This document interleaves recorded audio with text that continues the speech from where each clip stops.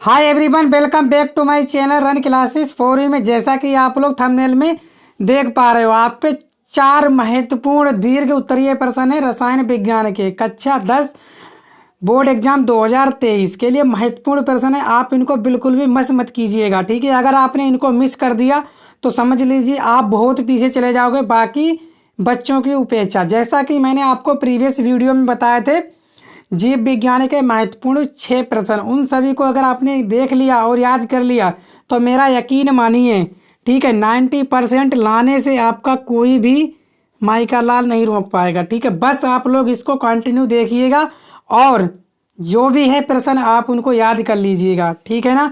दीर्घ उत्तरीय प्रश्न है आपके मात्र और मात्र 4, जो हर बार बोर्ड एग्जाम में आपके पूछे जाते हैं और आपके 6 अंक पक्के हैं, ठीक है ना। किसी का बाप भी नहीं रोक सकता इन प्रश्नों को देने से बोर्ड एग्जाम में 2023 में।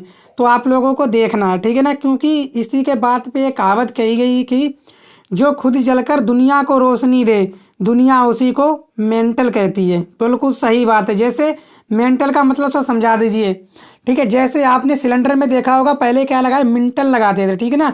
वो क्या करता था, खुद जलता था और क्या करता है, दुनिया को क्या देता, तो रोशनी देता था। उसके वैसे जब हम अक्सर देखते हैं कहाँ, जब जहाँ बारात होती थी, पहले लाइट की व्यवस्था नहीं थी तो क्या चलते थे आपके गैस सिलेंडर, उसमें क्या बांध देते थे हम लोग, मेंटल बांध देते थे। तो वही बोला गया है कि जो खुद जलकर दुनिया को रोशनी दे, दुनिया उसी को मेंटल कहती है, ठीक है।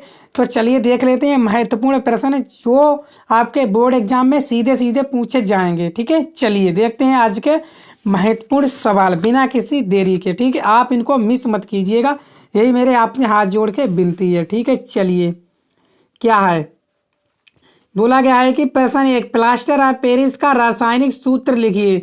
इसका निर्माण किस प्रकार किया जाता है, इसके महत्वपूर्ण गुणधर्म तथा उपयोग लिखिए, ठीक है ना। तो ये आपको बताना है बोर्ड एग्जाम में आपके दीर्घ उत्तरीय प्रश्न में आएगा। कितने मार्क्स का आएगा सर, 6 मार्क्स का आएगा। तो आप लोग इसको बिल्कुल भी मत छोड़िएगा, याद कर लीजिएगा। प्लास्टर ऑफ पेरिस का रासायनिक सूत्र लिखना है आपको। क्या होता है तो आप सभी जानते हो, CaSO4 हाफ H2O, ये होता है आपका, ठीक है ना। इसका निर्माण किस प्रकार किया जाता है ये भी आपको लिखना है, ठीक है ना।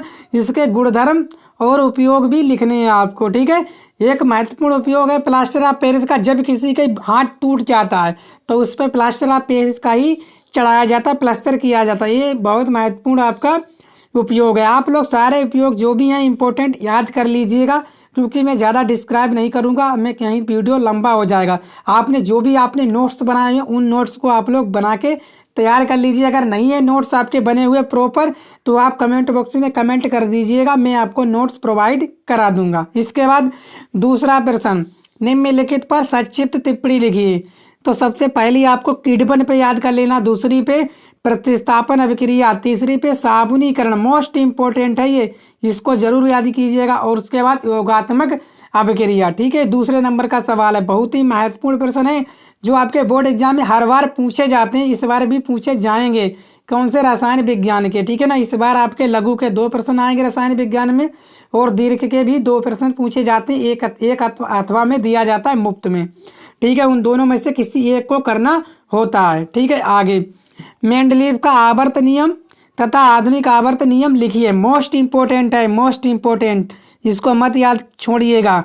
इसके बाद मेंडलीव की आपातसानी के किन्हीं दोषों को भी आपको लिखना है। BBI प्रश्न है आपका, NCERT में कई बार पूछा गया है, तो आप भी इसको बगैर मिस किए हुए मत जाइएगा, ठीक है ना। आगे सवाल नंबर हम लोग 4 आपको बता देते हैं, ठीक है ना।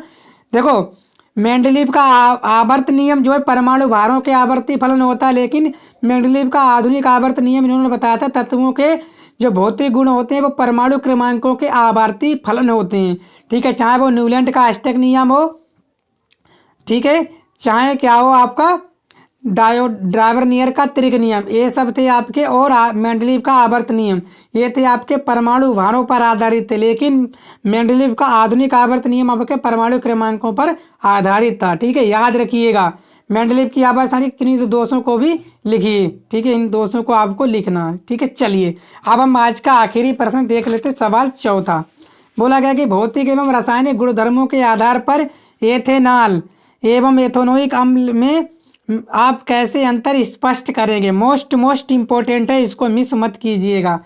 ठीक है ना। भौतिक एवं रासायनिक गुणधर्मों के आधार पर आपको एथेनॉल के भौतिक गुणधर्म लिखने हैं और किसके, एथेनॉल के रासायनिक गुणधर्म लिखने हैं। इसके आधार पर आपको जो है बता करना है कि इसमें अंतर लिख देना साफ साफ, बस इतना ही आपको करना है। इसके बाद आपके पेपर में कोई भी प्रश्न देखने को नहीं मिलेगा। तो आपको लगता है कि वीडियो बहुत ही लाभदायक थी तो आप चैनल को सब्सक्राइब भी कर लीजिएगा और वीडियो को ज़्यादा से ज़्यादा शेयर कीजिएगा। बस इतनी ही सी मैं आपसे उम्मीद करता हूँ। आप लोग मेरा सपोर्ट करोगे तो मैं बहुत अच्छी वीडियोज आपके लिए लेकर आऊँगा जिससे आप आसानी से 90% अंक पा जाओगे। ठीक है, चलिए मिलते हैं नेक्स्ट वीडियो में, तब तक के लिए थैंक यू।